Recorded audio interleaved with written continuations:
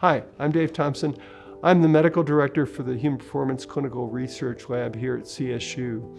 I've been an emergency physician and an EMS physician for over 30 years. It's been my pleasure to get to know everybody here at CSU and to work with the Human Performance Clinical Research Lab, and I hope this video helps you learn something about cardiovascular health and also your general health and fitness.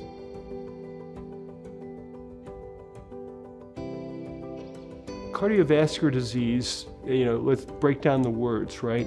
You have cardiac, meaning the heart, and vascular, the blood vessels. So the heart has these blood vessels around it, and that's really where we get concerned, is that the blood vessels that serve the heart muscle are not performing like they should.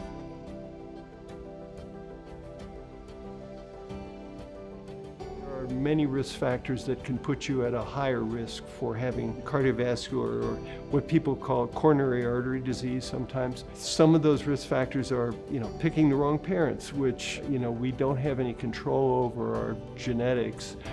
But there's things that you can do with your lifestyle, what you eat, how much you exercise, sleep, whether you use tobacco products. All those things go into increasing your risk, really, and there are things that you can change.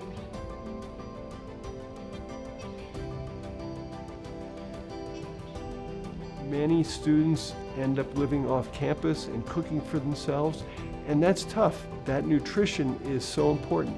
And at the same time, you're trying to fit in studying and exercise, and oftentimes what happens is, then you cut sleep out, or you cut exercise out, or people will use nicotine, tobacco, whether they're smoking or chewing or something like that, to try to stimulate themselves to stay awake, to study more. And all those things can contribute to cardiovascular disease. College students, just like you're building your knowledge base for the future, you really do want to build your health base for the future.